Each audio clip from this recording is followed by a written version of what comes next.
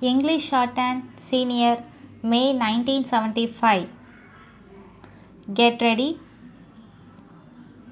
start. Friends, I am emboldened to address you in this intimate fashion because of the friendship and hospitality which you, the citizens of the United States, have showered upon me.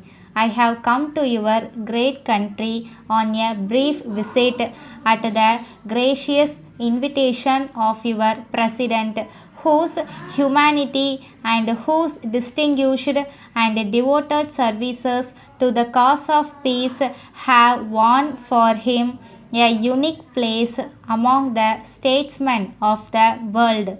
I am happy to be here, and my only regret is that I can only stay a few days and have no prior opportunity of meeting many of you personally.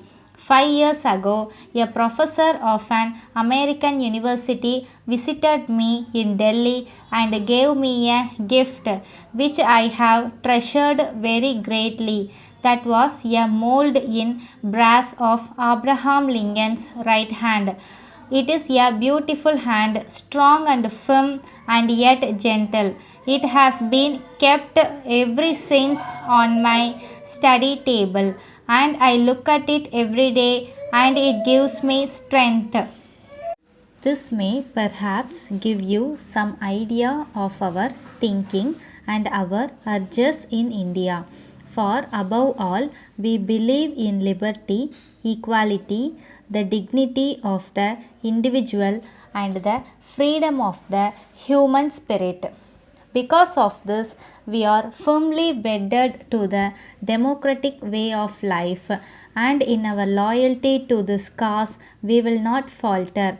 Nearly 7 years ago, we constituted our country into a republic and gave to ourselves a constitution based on these principles and guaranteeing the fundamental human rights of freedom of the individual, equality of men, and the rule of law. 5 years ago, we had general elections in our country for our central parliament as well as for our state assemblies. These elections were organized on a vast scale by an authority free of government control so as to ensure that they were free and impartial. Early next year, we are again going to have general elections in which 200 million voters are entitled to participate. You will realize the vastness of these elections when I tell you that there will be 1,200,000 polling booths, so that no voter will have to go too far to vote.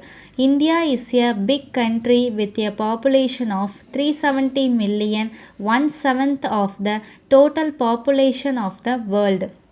It is a country rich in history and tradition, with a civilization nearly as old as recorded time and a culture nourished on its own soil and blended happily with those of other peoples and of other lands. This year, we celebrated in India and in other countries the 2500th anniversary of a very great son of India, the Buddha, who gave us the message of peace and compassion. Through the centuries, India has preached and practiced toleration and understanding and has enriched human thought, art and literature, philosophy and religion. Her sons journeyed far and wide, braving the perils of land and sea, not with the thoughts of conquest or domination, but as messengers of peace or engaged in the commerce of ideas as well as of her beautiful products. During these years of history, India has experienced both good and bad, but throughout her long history, she has remembered the message of peace and tolerance.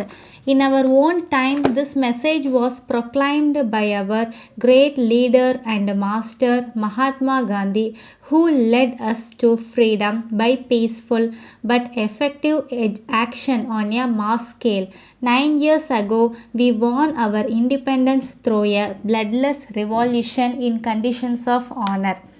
From the zonal manager, Indian Oil Company, Madras, to all distributors and dealers in Tamil Nadu. Dear sirs, as you may be aware, we have been contemplating for some time past a reduction in the price of kerosene locally available and have also to some extent raised the hopes of the consumers for yearly relief. But the sudden outbreak of the war, we regret to say, has so totally altered the situation that we are obliged to go into the whole question of price reduction again. It need hardly be pointed out that when we do so, we may have to take into account several factors, the most important of which, of course, being the need to conserve as much oil as possible for the war effort, while striving at the same time to make available to the consuming public kerosene at reasonable prices as well as in reasonable quantities. In light of the above circumstances, we propose to call a conference of all our authorized distributors and dealers shortly to thrash out in great detail the question of price reduction in all its aspects. The conference will be held in Madras city to enable our representatives to gather at the headquarters of their principals. We invite you to the conference to be held on the 5th instant.